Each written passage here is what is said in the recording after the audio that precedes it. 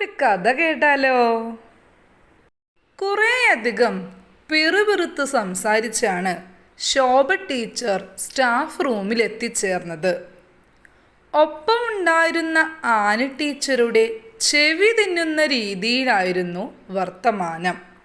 സംസാര വിഷയം കഴിഞ്ഞ 2 ആഴ്ചയായി പെയ്യുന്ന മഴ മൂലം ടീച്ചറുടെ ബാൽക്കണിയിൽ വെച്ച പുതിയ ചെടികൾ വാടിക്കൊഴിഞ്ഞു പോയി എന്നതാണ്.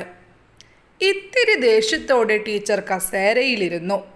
ആദ്യ ബെല്ലിനു ശേഷം ക്ലാസ്സിലേക്ക് പോകാൻ തിടുക്കത്തിലിറങ്ങിയ ശോഭ ടീച്ചറുടെ മുൻപിലേക്ക് യദു വന്നു. യദുവിനെ കണ്ട ഉടനെ ടീച്ചർ, എവിടെയായിരുന്നു? കണ്ടിട്ട് കുറേ ആയല്ലോ.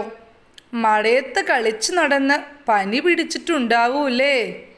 മറുപടി ഒന്നും പറയാതെ തല താഴ്ത്തി നിൽക്കുന്ന യദുവിൻ്റെ മുഖം ടീച്ചർ ഉയർത്തി നോക്കിയപ്പോൾ കണ്ടത് ഇറ്റിറ്റു വീഴുന്ന മഴത്തുള്ളി പോലെ അവൻ്റെ കണ്ണിൽ നിന്നും കണ്ണീർ മഴ പൊടിഞ്ഞു തുടങ്ങിയതാണ്.